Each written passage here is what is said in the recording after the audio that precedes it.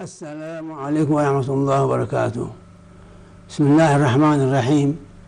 الحمد لله رب العالمين، والصلاة والسلام على أشرف المرسلين سيدنا ومولانا محمد وعلى آله وصحبه أجمعين، وبعد.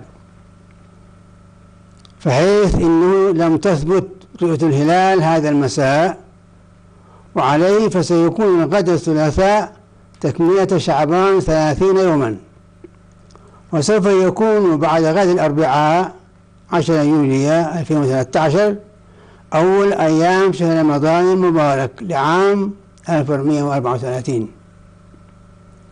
وبمناسبة حلول هذا الشهر الفضيل تهنئ دار الإفتاء والشؤون الإسلامية الإريترية المسلمين خاصة والمواطنين عامة، داعية الله تعالى أن يجعله لنا شهر خير وبركة، وأن يعيننا على صيامه وحسن قيامه، وأن يعم البلاد الرخاء والسلام.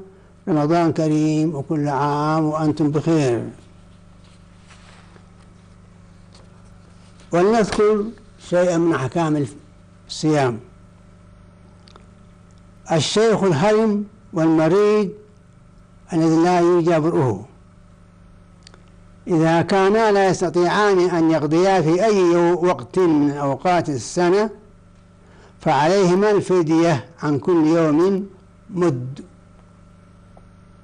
والمد قدر ب700 جرام من الطعام أو قيمته من غالب قوت البلد. من أخر قضاء رمضان حتى دخل عليه رمضان الحالي وجبت عليه الفدية مع القضاء، هو إطعام مسكين عن كل يوم مدا باتفاق الثلاثة. وقال الحنفية لا فدية عليه ويقضي فقط. وإنما تجب الفدية إذا كان متمكنا من القضاء قبل دخول رمضان الثاني، وإلا فلا فدية عليه، ولا تتكرر الفدية بتكرر الأعوام، بل يخرج قيمة فدية للسنة الواحدة. قال الشافعي تتكرر الفدية بتكرر السنين.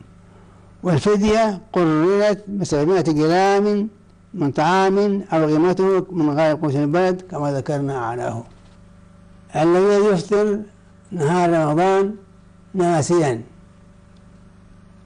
لا إثم عليه، وعليه أن يمسك بقية يومه، وعليه القضاء عند المالكية والشافعية، ولا قضاء عليه عند الأحناف والحنابلة. مسافة القصر التي تجيز الفطر هي 89 كيلومترا. نسأل الله تعالى أن يعيننا على صيامه وحسن قيامه مع العافية والسلامة. رمضان كريم، والسلام عليكم ورحمة الله وبركاته.